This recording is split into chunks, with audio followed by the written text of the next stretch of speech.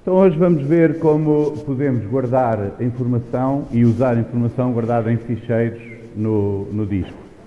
Então vamos ver primeiro assim, uma ideia geral de como é que os discos rígidos estão organizados. Vou falar principalmente da parte mais lógica, portanto a nível do sistema operativo, como nós vamos lidar com os ficheiros, mas vou falar um bocadinho também do hardware, principalmente daqueles discos rígidos clássicos com os pratos e magnetizados para guardar informação, só para perceber a diferença entre o que está em memória e o que está armazenado no disco. E depois vamos ver operações sobre ficheiros de texto. A parte de lidar com ficheiros de texto em Python é bastante simples, mas vamos aproveitar depois para rever toda aquela parte das funções, dos ciclos, das listas, etc. Portanto, esses elementos básicos nós vamos estar sempre a utilizar nestes exemplos. Então vamos ver a importância do armazenamento não volátil. A memória RAM que vocês têm no computador tem um acesso muito rápido, portanto, quando vocês carregam as coisas para a memória, podem depois usar a informação de uma forma muito mais eficiente, mas é volátil. Quando vocês desligam o computador, o que está na memória RAM desaparece. Por isso é que depois, quando ligam o computador novamente, demora algum tempo a carregar os programas, por exemplo, do sistema operativo. Quando vocês abrem um programa, demora algum tempo a ler o disco, a carregar o programa para a memória, etc. Portanto, a memória RAM é uma memória de trabalho, tipicamente nos vossos computadores devem ter talvez 8 GB, 16, 32, depende do computador que tem. É uma memória rápida para usar a informação enquanto estamos a trabalhar com ela, mas como é volátil, não permite guardar de uma forma persistente os dados.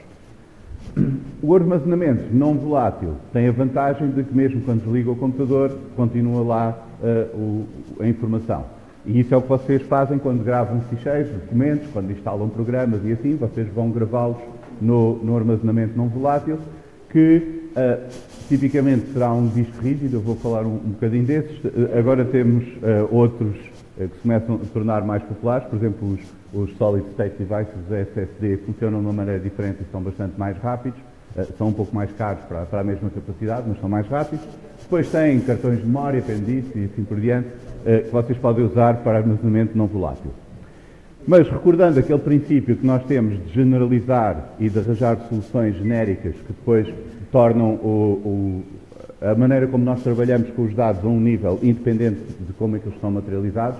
Nós vimos isso, por exemplo, quando falámos na internet, nas diferentes formas do hardware comunicar, mas depois do ponto de vista do sistema operativo, do software, das aplicações que usamos, aquilo está bastante uniforme, porque cada pedaço do sistema gera a sua parte das comunicações, por exemplo, wireless, fibra óptica e assim, mas depois a um nível lógico é tudo bastante mais uniforme. E funciona da mesma maneira como nos discos e na memória persistente. Portanto, independentemente se vocês estão a usar um disco rígido, um SSD, um pendisk ou assim, o sistema operativo vai-vos organizar o acesso aos ficheiros de uma forma a um nível mais alto, que é mais uniforme. Portanto, no suporte, os ficheiros estão todos organizados como sequências de bytes, e depois, dependendo do hardware, esses bytes são conjuntos de bits, sim ou não, ou 0 ou 1, e dependendo do hardware eles vão estar materializados de formas diferentes.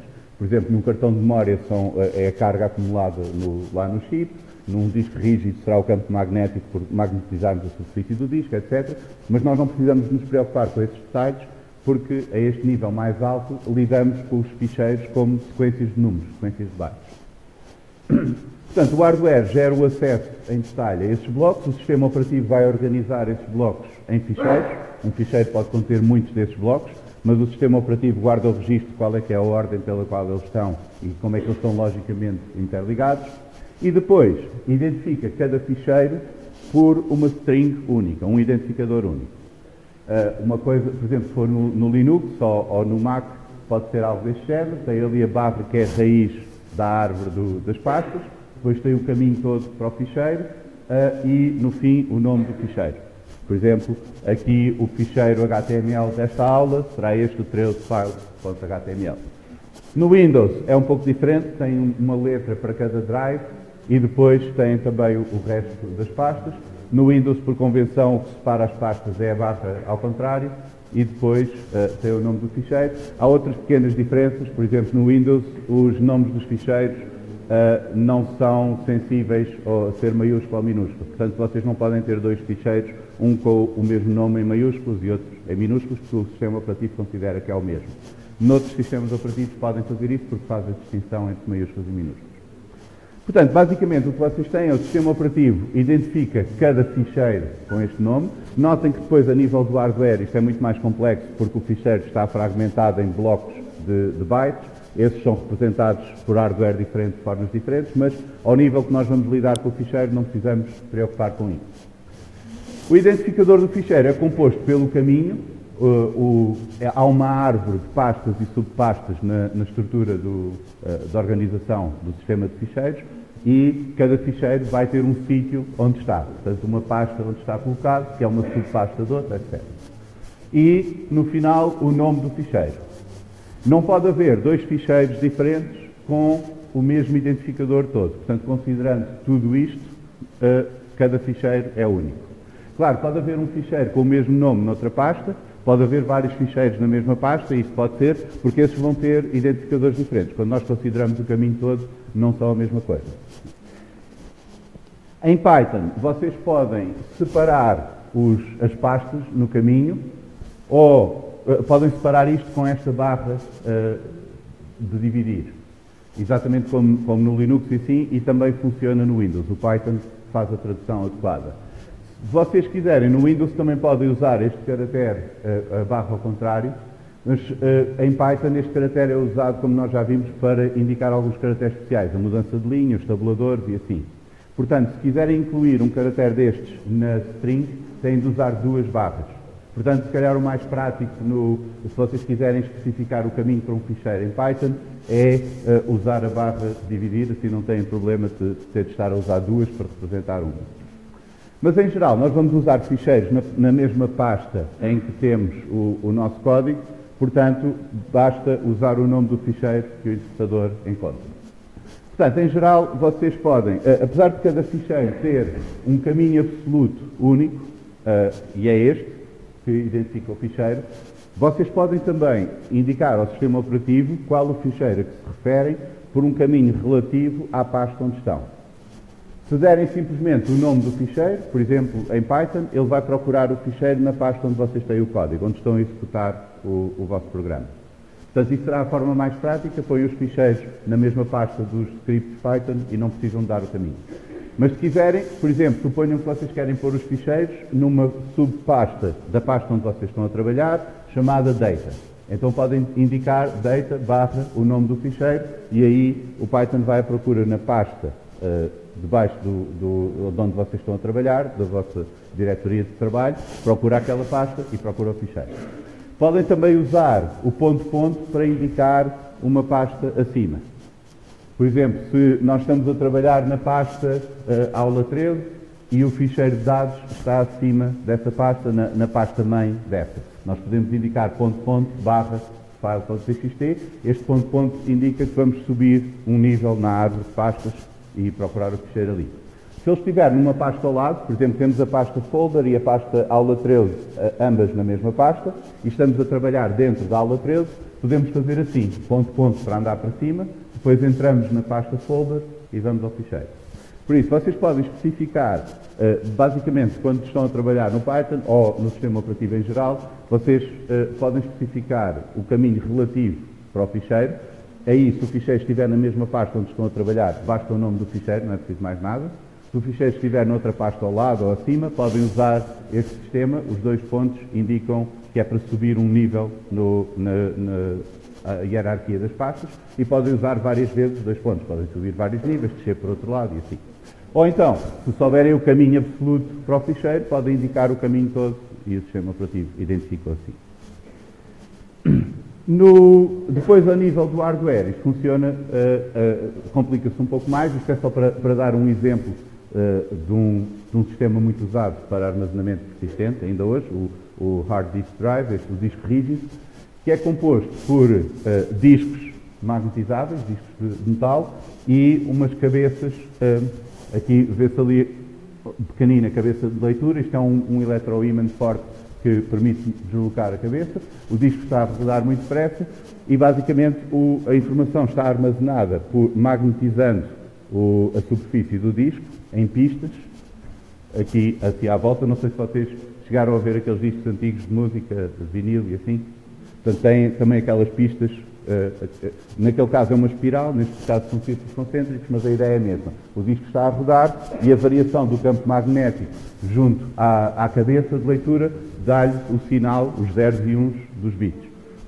Os bits estão organizados em clusters de setores, portanto, grupos de setores. Por exemplo, os setores podem ter 512 bytes, depois tem um grupo de setores que é lido contiguamente, e os ficheiros são distribuídos por estes clusters quando são guardados no disco. Agora, como podem perceber, como temos estas partes mecânicas, demora algum tempo a aceder à informação que está no disco. Cerca de 10 milissegundos em média é o tempo que demora a cabeça a ser deslocada para a pista certa onde está a informação que queremos ler. Depois é preciso esperar que o disco rode até o início dos segmentos contíguos onde está essa informação que queremos ler, chega à cabeça. Como o disco roda bastante depressa, por exemplo, 5.000 rotações por minuto, 10.000, à volta disso, demora cerca de 2 milissegundos a chegar lá, e depois vai passar essa parte da pista pela cabeça, vai ler as variações do campo magnético e transmitir essa informação. Mas isto é preciso fazer para cada cluster, para cada grupo de setores onde o ficheiro está. Se vocês tiverem um ficheiro com vários mega, é possível que o sistema operativo o tenha distribuído por várias pistas e por vários pratos do disco e pode exigir que a cabeça se desloque, várias partes sejam lidas. Portanto, este tempo pode ser demorado para cada cluster diferente onde o ficheiro está. E isto é uma das razões pelas quais, se vocês usarem discos destes, convém de vez em quando desfragmentar o disco. Basicamente, o que acontece é que, conforme vocês vão apagando ficheiros, o sistema operativo marca partes do disco como estando disponíveis. Quando vocês depois gravam novos ficheiros, ele vai distribuindo o ficheiro que vocês estão a gravar pelas partes que estão disponíveis. Eventualmente, fazendo muitas vezes isso, os vossos ficheiros começam a ficar fragmentados em várias pistas, em vários pratos do disco, e para ler o ficheiro é preciso mexer a cabeça várias vezes, esperar várias vezes pelos clusters, etc., e torna-se mais lento. Quando vocês desfragmentam o disco, o sistema operativo vai reorganizar os blocos que estão a ser usados, os clusters que estão a ser alocados a cada ficheiro, de forma a tentar maximizar o número de clusters contíguos que ficam alocados num ficheiro. Portanto, aí reduz o tempo de leitura, porque se grande parte do ficheiro está em clusters contíguos na mesma pista, basta a cabeça chegar lá e ler tudo de seguida, conforme o disco roda. Portanto, se vocês usarem discos destes, convém de vez em quando desfragmentar. Quando está muito fragmentado, torna bastante mais eficiente depois o uso do disco. Se vocês usarem os SDD, por exemplo, aí não, porque esses funcionam de maneira diferente. O acesso já não é com estas pistas, é mesmo só eletrónica, é de estado sólido, não tem partes móveis. Além disso, a capacidade dos circuitos reterem informação, acumularem carga, vai-se degradando ao longo do tempo. Tipicamente, talvez uns milhares de vezes podem escrever em cada bit de um STD. Portanto, o sistema de controle do STD vai tentando distribuir a informação para distribuir o número de vezes que cada bit está a ser usado, de forma a o disco não começar a ficar com defeitos a meio da sua vida útil. Portanto, dependendo do disco que têm, se tiverem um STD não vale a pena desfragmentar, se tiverem um disco rígido destes mais antigos, convém fazer isto de vez em quando. Mas isto é para vos dar a noção da diferença entre este tipo de armazenamento e a memória RAM. A memória RAM é muito mais rápida, mas exige alimentação contínua para manter a informação lá. Portanto, quando vocês desligam o computador, vai desaparecendo a memória que têm lá. Agora, outra coisa que é importante aqui perceber é que o ficheiro que está lá guardado é simplesmente uma sequência de zeros e uns. Portanto, não existe nada intrinsecamente na sequência de zeros e uns, para já, que diga que aquilo é um ficheiro, porque ele está guardado em vários sítios do disco. Existe uma tabela que o sistema operativo guarda que diz quais são os clusters e por que ordem é que correspondem a cada ficheiro. Portanto, se vocês tiverem um problema no disco a nível dessa tabela, podem perder a informação, porque perdem as ligações entre os vários blocos dos ficheiros. Além disso, como os ficheiros são todos sequências de bytes, aquilo que distingue tipos diferentes de ficheiros é simplesmente a forma como nós os interpretamos. Portanto, não existem bytes de música que sejam diferentes de bytes de imagem ou de bytes de texto, porque é tudo sequências de zeros e uns. É só a forma como nós estamos a interpretar essa informação que vai determinar o efeito desse ficheiro. Assim, nós podemos ler qualquer ficheiro olhando mesmo para os bytes. Como os bytes são sequências de 8 bits, dá 256 combinações diferentes, nós podemos considerar o byte partido em duas partes de 4 bits. 4 bits dão 16 combinações, e por isso é bastante útil representar os bytes em hexadecimal. Hexadecimal, nós em decimal usamos 10 dígitos diferentes, 10 símbolos para representar os números. Se vocês acrescentarem o A, B, C, D, E, F, ficam com 16 símbolos diferentes, e então conseguem fazer, com um caractere só, representar uma das 16 combinações. 16 combinações vezes 16 dá os 256 do byte. Portanto, a razão pela qual é útil representar em hexadecimal é que vocês representam cada byte, que é um número de 0 a 255, simplesmente com 2 caracteres, usando os dígitos mais letras da até F. E assim tem, por exemplo, ali o 6C, o 69, o 64, mas notem que como isto está em hexadecimal, por exemplo, este 6 não vale 60, vale 6 vezes 16, porque estamos em base 16. Aquele 9 é 9, o A é 10, o B é 11 e assim por diante. Portanto, se vocês lerem um ficheiro, neste caso é um ficheiro de texto, este aqui é o código-fonte que eu uso para criar estes slides, e temos aqui o endereço, os bytes que estamos a olhar ao longo do ficheiro, temos aqui a representação em hexadecimal e aqui a representação em texto. E agora vocês podem ver que quando o editor de texto vos mostra o texto assim, não vos está a mostrar tudo o que está lá exatamente como está. Por exemplo, se vocês virem, há aqui slides, ficheiros, e depois está ali uma coisa, um ponto, que não existe ali. Este ponto está aqui representado porque não se consegue representar estes caracteres invisíveis, e então o editor em hexadecimal está a pôr ali um ponto para mostrar que há um byte, mas não tem uma maneira de o representar. E este é o 0A, o A é 10 em hexadecimal, não é? Convertido para decimal será o 10. Portanto, este byte 10 é o que representa o new line, aquele /n que nós usamos. Na verdade, é em Linux, em Windows tem dois, tem o new line e o carriage return, que é uma coisa que vem já do tempo em que, em vez de monitor, se usava aquelas cabeças que escreviam no papel. Portanto, havia o new line era para acrescentar uma linha, para alimentar uma linha no papel, e o carriage return era para trazer a cabeça de volta. Portanto, o Windows ainda usa esses dois caracteres para representar a mudança de linha. No Linux é um deles, no Mac usava-se outro, não sei se ainda é essa a convenção. De qualquer maneira, ele está ali, representado, mas o que o editor de texto faz quando encontra esse caractere é mudar de linha. Depois temos aqui um espaço, antes do H3, o espaço é aqui o 32, o 32, notem que escreve-se 20 em hexadecimal, mas porque cada uma isto não são as dezenas, são as 16 dezenas, digamos assim, portanto 2 ali vale 32. Este caractere 32 é o espaço, depois tem aquela parte, resumo, organização, etc. E se repararem, quando chegamos aqui, por exemplo, a organização de um disco, temos ali um C de cedilha e um A com um tio. Mas quando vimos aqui, temos 4 pontos. Há 2 para o C de cedilha e 2 para o A com tio. Isto é porque nós estamos a usar aquela codificação UTF, que vocês têm também no código-fonte do Python, aparece lá em cima, porque com 256 valores, nós não conseguimos pôr todos os caracteres que há, não só de português, mas também de outras línguas, depois cirílico, mandarim, coisas assim, há muitas coisas diferentes que podem ser representadas. E o sistema UTF permite mapear caracteres especiais para conjuntos de bytes, mas tem de usar mais do que um byte para alguns caracteres.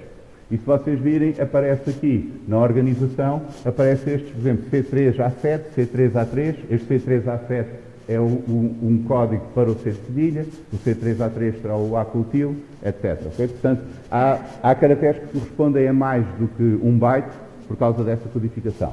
Nós não vamos detalhar muito isto, portanto, a ideia não é vocês saberem qual é o mapeamento UTF e assim, mas perceberem que, para já, uma coisa que pode ser importante, às vezes, se vocês lidarem com texto, é terem atenção que há várias codificações diferentes. Portanto, se vocês lerem um texto e estiver os caracteres todos trocados, às vezes até acontece isso com as páginas na internet. Se a codificação da página não estiver de acordo com o que está lá indicado ao browser no cabeçalho, vocês podem ver os acentos todos trocados, ou uns caracteres esquisitos em vez dos acentos e assim.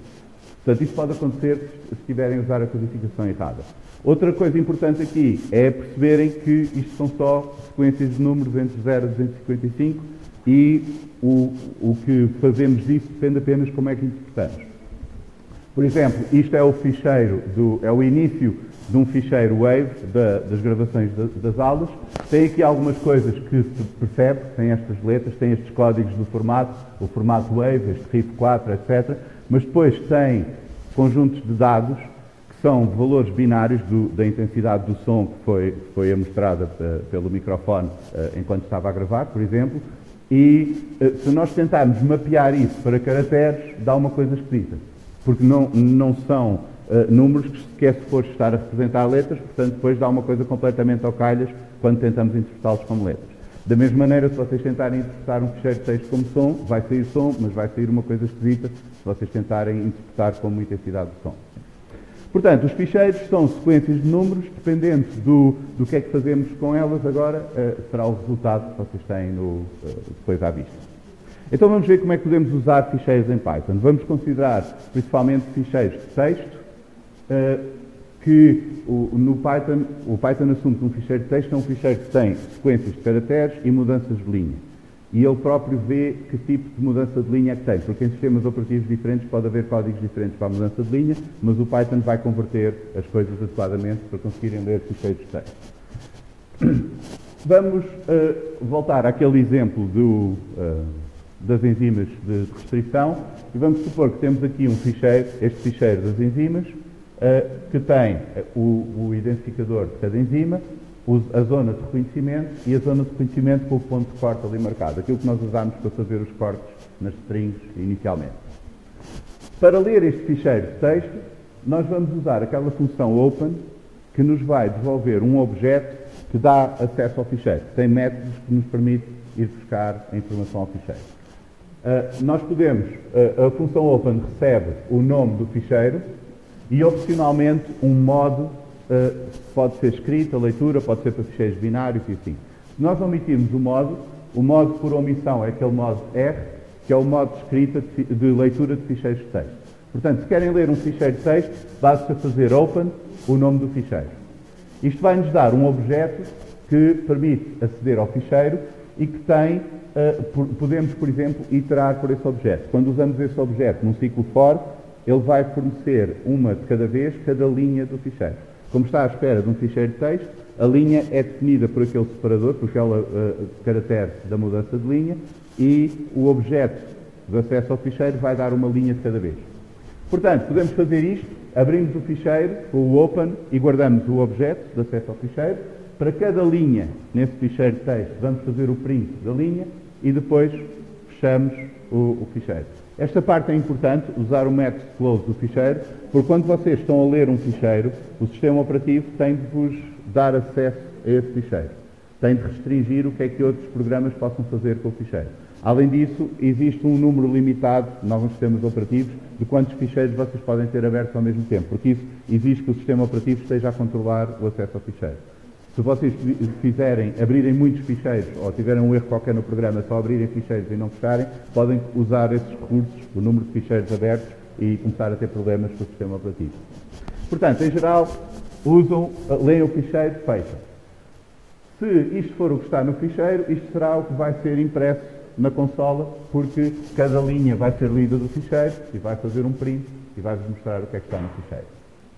Uma forma mais prática de ler ficheiros de texto que sejam suficientemente pequenos, e a ideia aqui é o suficientemente pequeno quer dizer que vos cabe na memória RAM sem problema, é vocês usarem logo o objeto de acesso ao ficheiro, sem o guardar, e usar o método readLines desse objeto. Isto aqui é um pouco condensado, mas o openEnzymes.txt, esta função, vai devolver aquele objeto de acesso ao ficheiro. Esse objeto tem um método readLines que é ler as linhas todas do ficheiro para uma lista de strings. Portanto, vamos usar o readLines do objeto devolvido pelo open, e agora o objeto que o open devolveu não vai ter nenhuma variável a referi-lo. Porque notem que o que ficou ali na variável lines não foi o objeto em si, mas o resultado do readLines, que é a lista de strings do ficheiro. O objeto de acesso ao ficheiro que o Open criou está agora órfão porque não há nenhum nome que o refira. E o interpretador nota isso, nota que não vai ser possível usar aquele objeto porque não existe nenhum nome de uma variável a referir a esse objeto. Então vai limpá-lo de memória e quando o limpar de memória fecha o ficheiro. Portanto, se vocês querem só ler um ficheiro de texto, não precisam de se preocupar com o close aqui, podem simplesmente usar o readlines e o interpretador depois encarrega-se de limpar aquilo de memória. O resultado disto é uma lista com as várias strings correspondentes às linhas do ficheiro de texto. Notem que cada uma delas vem com o caractere de mudança de linha também, porque isso faz parte do que está lá, é o que indica que muda a linha e o readlines não vai apagar esse caractere. Portanto, vocês têm deste ficheiro de texto, se vocês lerem as linhas todas, obtêm esta lista de strings. Para escrever no ficheiro, nós vamos abri-lo no modo W. O modo R é o default, é para leitura, portanto vocês não precisam de o especificar se querem ler, mas se querem escrever, têm de especificar o que vão usar para modo de escrita e esse é o W ali. Portanto, um W como string, a seguir ao nome do ficheiro, indica à função open que vocês querem que aquele objeto seja capaz de escrever no ficheiro. Se o ficheiro não existir, vai ser criado um ficheiro com aquele nome, na pasta indicada, portanto, neste caso, como não estamos a indicar pasta, será a pasta onde nós estamos a trabalhar, onde nós estamos a correr o script, vai ser criado um ficheiro sem nada lá dentro, mas com aquele nome. Se o ficheiro existir, vai ser apagado tudo o que tem. Portanto, na prática, ele está a substituir o ficheiro que já existe por um ficheiro novo sem nada lá dentro. Portanto, tenham atenção, quando usam o open para escrita, para write, ele apaga tudo o que estiver no ficheiro. Quando vocês usam o open para escrita, o objeto de acesso ao ficheiro tem estas funções de write, ou writeLines, que permite escrever texto para o ficheiro. Por exemplo, podemos escrever aqui some text /n, some more text, etc. Notem que isto vai escrever exatamente o que vocês estão a indicar. Portanto, se escrevemos some text e depois some more text, isto vai ficar tudo de seguida. Nós não estamos a dar nenhum separador entre este texto e o objeto está a escrever essas strings de seguida para o ficheiro. Se nós queremos mudar de linha, temos de pôr ali o /n para indicar que o texto vai ter agora aquele caractere de mudança de linha e depois, quando é lido por um editor de texto, o editor de texto faz a mudança de linha nesse sítio. Okay? No final da escrita, aqui é importante usarem o close, porque vocês não podem fazer como no readlines, tudo de uma vez, não é? Têm de ir escrevendo, têm de usar o objeto. Portanto, o objeto tem uma referência, tem aquela variável outFile que está a referir o objeto. O interpretador não vai livrar-se dele, não vai saber quando é que há de fechar o ficheiro e livrar-se do objeto. Portanto, vocês, quando acabam de escrever, aí têm mesmo de fazer o close, e há duas razões para isto. Não só porque vocês têm de indicar que já não estão a usar o ficheiro, mas também por razões de otimização de desempenho. Muitas vezes, quando vocês fazem operações de escrita num ficheiro, o sistema operativo guarda essa informação em memória e apenas escreve no ficheiro quando há momentos em que não está a fazer mais nada, que é para não estar a atravancar o uso desses recursos, para não estar a demorar tempo com o acesso ao disco e assim. Quando vocês fazem close, é que estão a indicar ao sistema operativo para escrever. Então escreve no ficheiro que isto já está concluído. Se vocês não fizerem close, pode acontecer que o ficheiro depois não tem nada lá dentro, porque ainda ficou tudo em memória à espera de terminar o acesso ao ficheiro. Portanto, lembrem-se, quando abrem o ficheiro para escrita, não se esqueçam do close no final.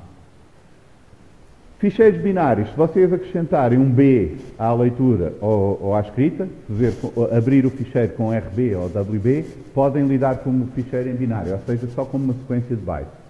A única diferença que isto faz é que o interpretador não assume que seja um ficheiro de texto, portanto não vai tentar perceber onde é que estão os finais de linha e converter as mudanças de linha e assim, e aí vocês podem lidar com o ficheiro mesmo como uma sequência de bytes. Nós não vamos usar isso aqui, isso é, porque sempre que vocês usarem ficheiros binários, como eles costumam ter formatos um bocado mais complexos, nós vamos fazer isso com as bibliotecas adequadas. Por exemplo, se querem escrever a imagem de um gráfico, usam o savefig do Pyplot. Se querem ler uma imagem, podem usar o ImageRead do scikit-image, ou assim, que já tem, enfim, a parte toda de processamento daquele formato já está implementada. Mas isto fica só para vocês saberem que também podem lidar com ficheiros binários, como sequências de bytes, simplesmente indicando ali aquele B quando vocês abrem o ficheiro. Então vamos ver o exemplo da digestão da ADN. Nós vimos estes exemplos de digerir o ADN com as enzimas de restrição, mas agora vamos fazer isto lendo de um ficheiro e processando as sequências que estão no ficheiro. Portanto, vamos assumir que temos um ficheiro de texto que tem o identificador de cada sequência, 2 pontos, e a sequência toda em cada linha do ficheiro. Portanto, cada linha do ficheiro tem uma sequência e em cada linha há o identificador e a sequência em si. Temos também o ficheiro das enzimas, que tem o identificador de cada enzima, a zona de reconhecimento e o ponto de corte separados por ponto e vírgula. E também uma enzima por cada linha de ficheiro. O que nós queremos com o nosso programa é criar para cada enzima um ficheiro com o nome da enzima e que tenha um relatório que diz para cada sequência quantos fragmentos é que vão resultar da sua digestão com aquela enzima. Portanto, vamos ler estes 2 ficheiros e criar um conjunto de ficheiros indicando para cada enzima quantos fragmentos é que são. A primeira coisa que temos de fazer é planear o programa. Quais são os passos que vamos ter de implementar para que isto funcione? Portanto, primeiro temos de ler as sequências e quando nós estamos a dizer que temos de ler as sequências, aqui existe uma tendência, às vezes um erro comum, é que no plano fazem algo como, por exemplo, temos de abrir o ficheiro. Obviamente que vão ter de usar o Open para ler o ficheiro, mas a parte mais importante de ler o ficheiro é decidir como é que a informação vai ficar guardada depois. E isso é uma parte importante daquela função, porque ela não só vai ter de ir ler o ficheiro, mas vai ter de devolver a informação numa estrutura qualquer que nós possamos usar. Então aqui vamos decidir que vamos criar uma lista de tuplos. Cada tuplo corresponde a uma sequência e tem dois elementos. O primeiro será o identificador da sequência e o segundo será aquela string de caracteres que é a sequência em si. Portanto, é importante quando vocês estão a planear ler informação do ficheiro, pensarem como é que essa informação vai ser devolvida pela função que a leu, porque isso depois vai determinar como é que o resto do programa a vai usar. A mesma coisa para as enzimas. Vamos ler para uma lista de tuplos que vão ser o identificador, a zona de reconhecimento e o ponto de corte.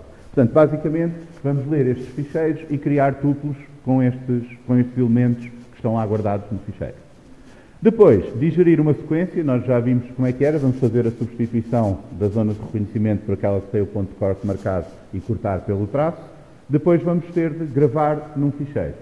Nós temos de gravar um ficheiro para cada enzima, então aqui é daqueles problemas que é muito natural resolver para uma, criamos uma função que grava o ficheiro para uma enzima, e depois simplesmente iteramos por todas as enzimas e gravamos os ficheiros todos.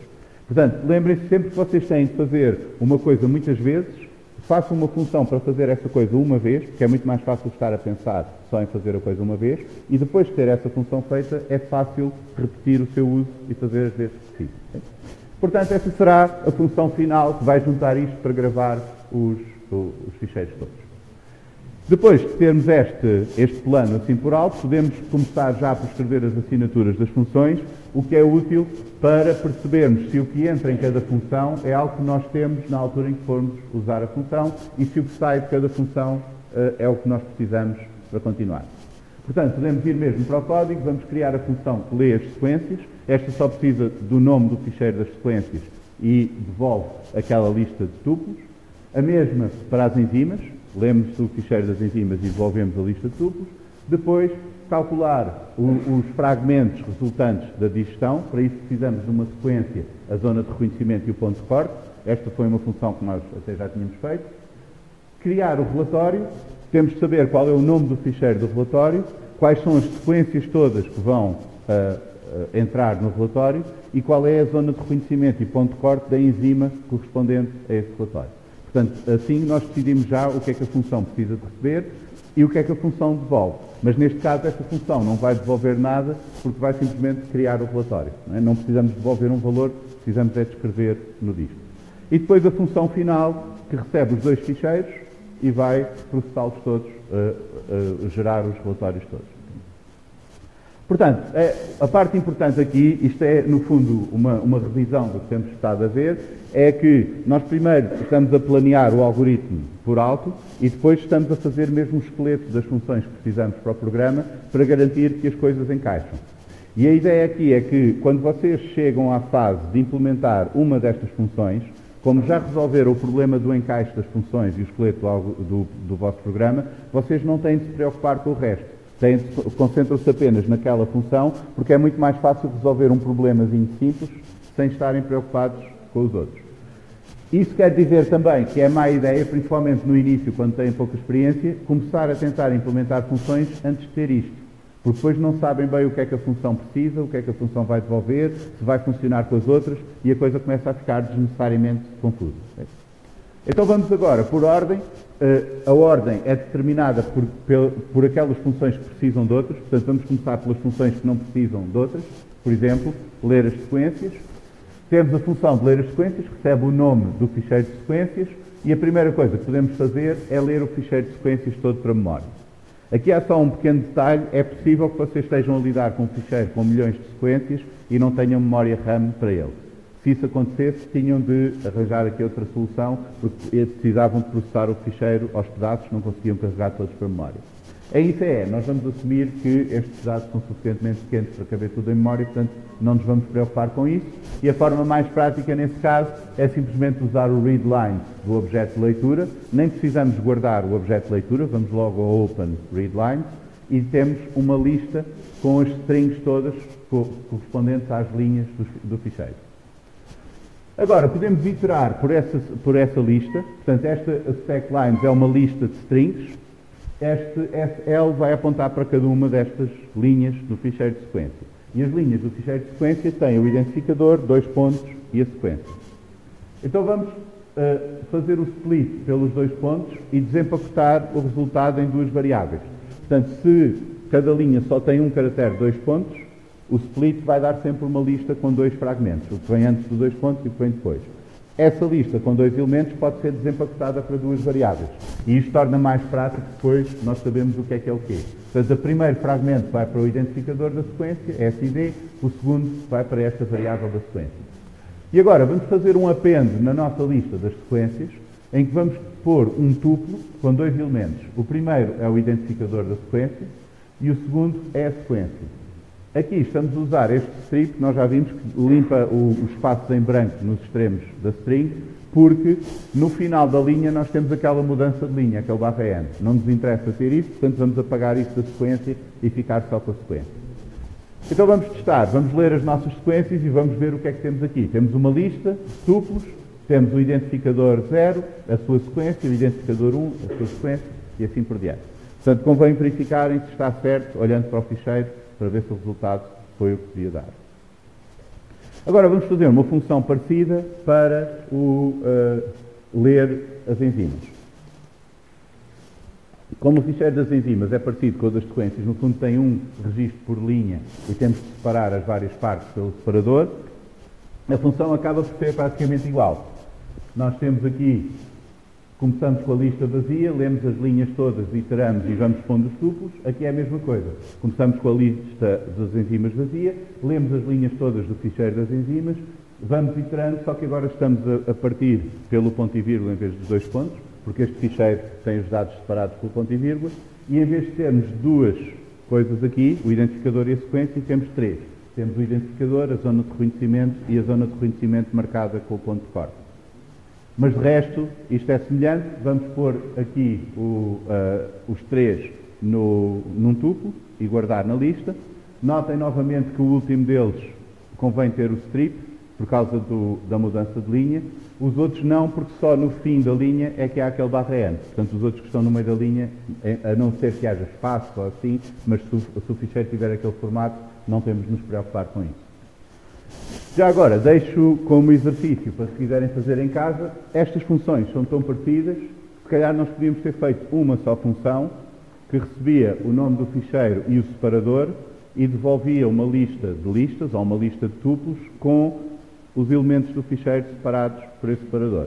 Portanto, aí em vez de termos 2 funções, podíamos ter só uma. Isso complicava um bocadinho o código, portanto aqui para a aula decidi não fazer essa demonstração, mas se quiserem, pensem nisso, porque normalmente quando nós estamos a implementar é comum acontecer estas coisas. Nós vemos que há algo ali que podíamos ter generalizado mais e aí não custa nada otimizar o código. Porque se vocês tiverem uma função que é capaz de ler ficheiros deste tipo, qualquer que seja o separador, para uma lista de listas ou uma lista de tuplos, essa pode ser mais útil do que estas específicas só para estes formato. Pronto, temos as duas funções para ler e já sabemos que nesta fase do programa podemos contar com as sequências e as enzimas em listas de tuplos prontas a ser usadas. Portanto, as próximas funções que vamos fazer vão assumir que a informação está disponível assim.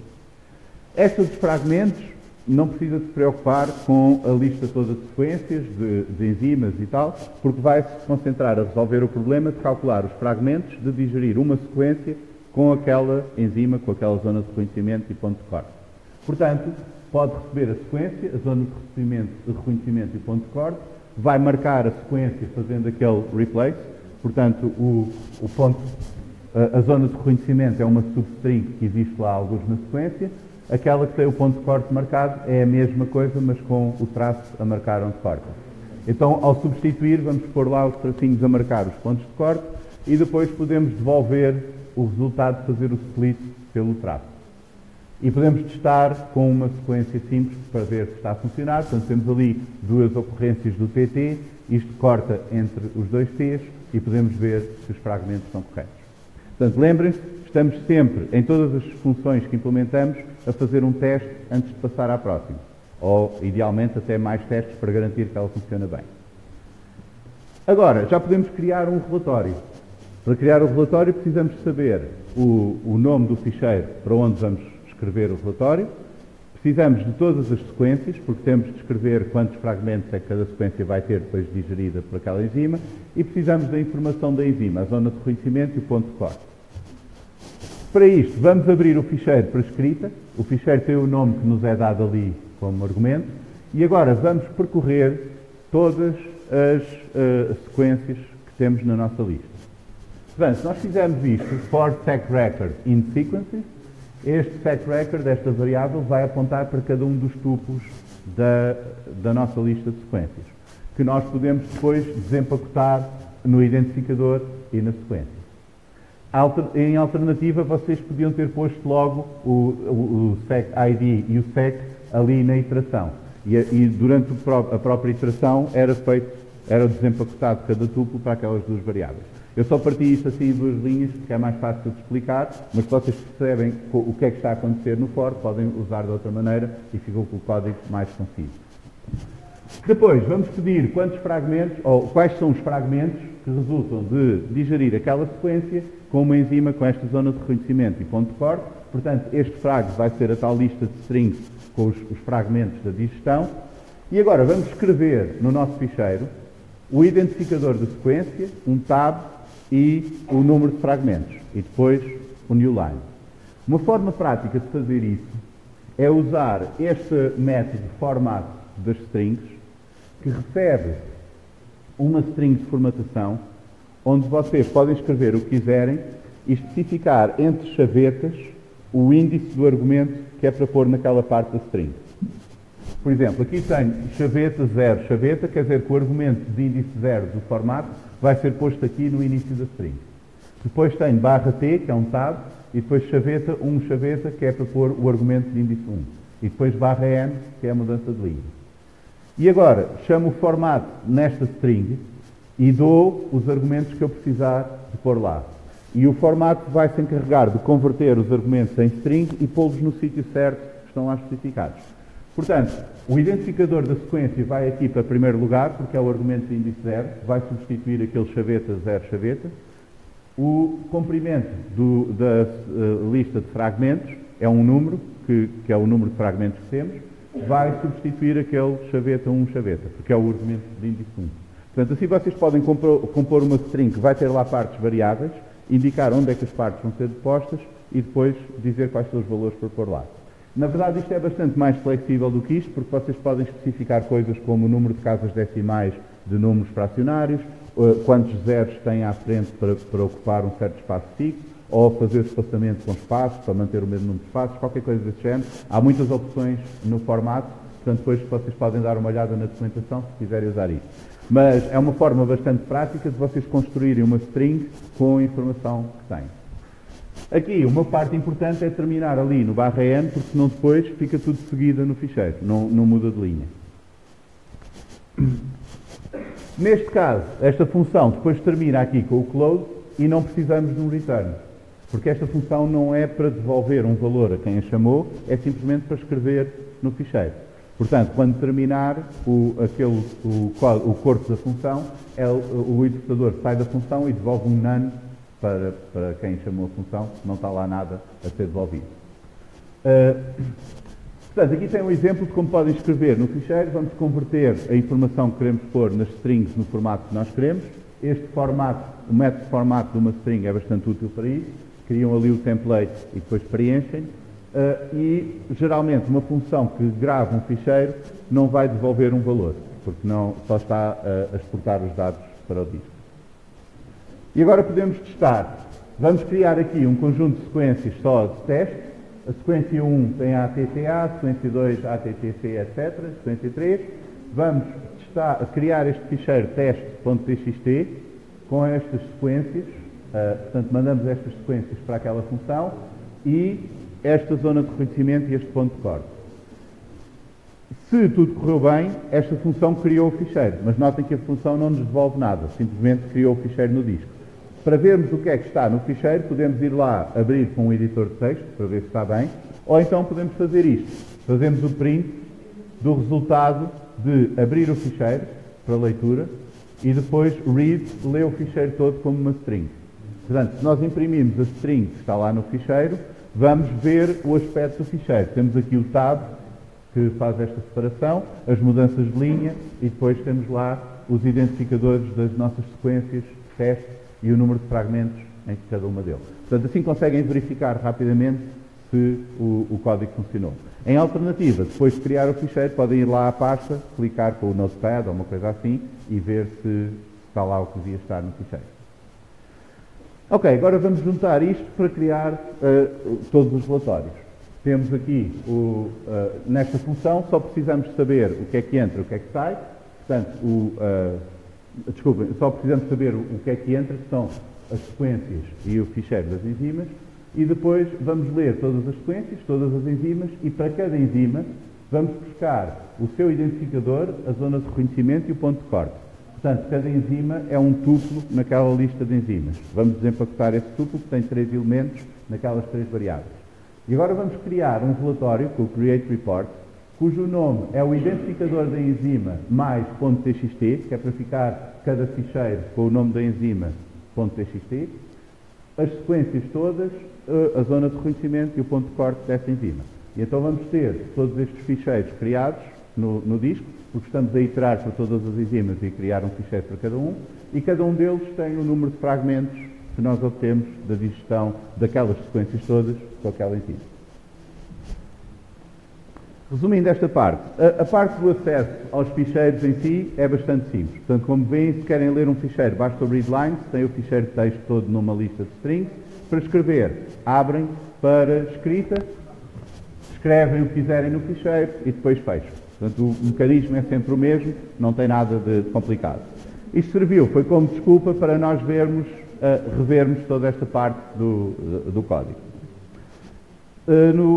As secções 14.1 e 14.2 do livro falam sobre estes ficheiros de texto. Se quiserem ler o capítulo 14 todo, podem, mas depois entrem coisas que nós não falamos, de usar sistemas para guardar as variáveis no disco, bases de dados, coisas assim desse género. Nós não vamos falar nesses sistemas de Python.